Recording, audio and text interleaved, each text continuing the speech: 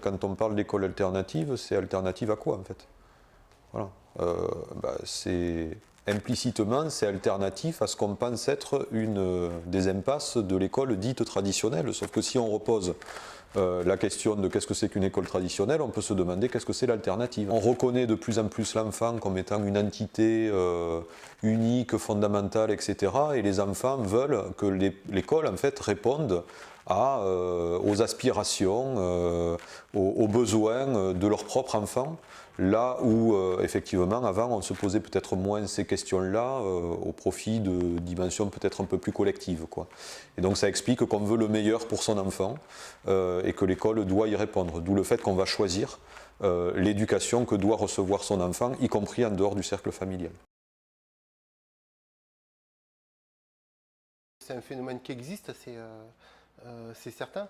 Il y a un premier niveau qui pose des questions à l'école publique, hein, parce que je crois qu'il y a une partie des gens qui se retournent vers ces écoles, vers ces pédagogies, ces écoles dites alternatives, parce que certains en tant que parents, par exemple, ont vécu des expériences difficiles, hein, voilà, et qui sont à la recherche d'une alternative.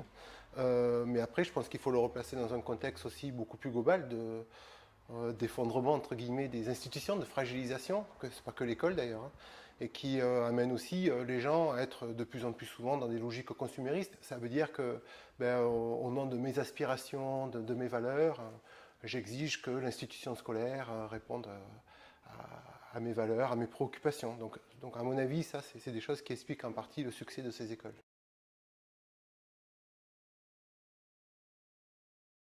Ce terme de traditionnel, moi je suis un peu dubitatif sur son utilisation parce que je trouve que justement il sert à justifier le recours à des pratiques alternatives en donc développant tout un argumentaire négatif sur l'école. Alors, autant c'est vrai que je pense que l'école publique a des questions à se poser quand elle a des fois du mal à intégrer tous les enfants et indéniablement il y a des échecs dans l'école publique, mais l'école publique c'est pas que des échecs. Voilà. Et c'est pas que des pédagogies frontales, magistrales, je veux dire, les pédagogies alternatives comment dire, inondent aussi largement l'école publique.